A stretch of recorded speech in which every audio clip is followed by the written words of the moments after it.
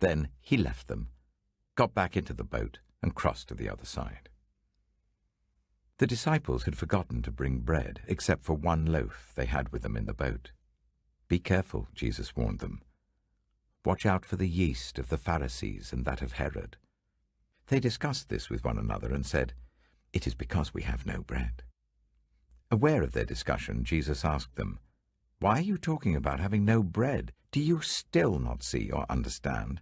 Are your hearts hardened? Do you have eyes but fail to see, and ears but fail to hear? And don't you remember, when I broke the 5 loaves for the 5,000, how many basketfuls of pieces did you pick up?" 12, they replied. "And when I broke the 7 loaves for the 4,000, how many basketfuls of pieces did you pick up?" They answered, 7. He said to them, "Do you still not understand?" They came to Bethsaida, and some people brought a blind man and begged Jesus to touch him.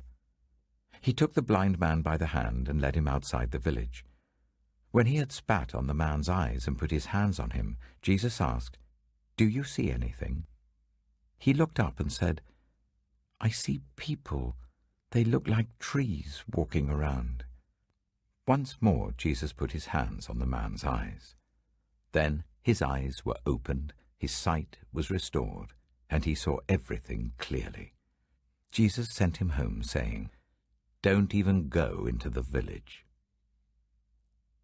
Jesus and his disciples went on to the villages around Caesarea Philippi. On the way he asked them, "Who do people say I am?" They replied, "Some say John the Baptist, others say Elijah, and still others one of the prophets." "But what about you?" he asked. "Who do you say I am?" Peter answered, "You are the Messiah." Jesus warned them not to tell anyone about him.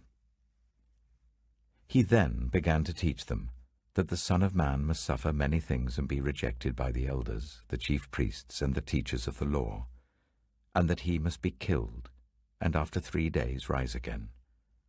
He spoke plainly about this, and Peter took him aside and began to rebuke him.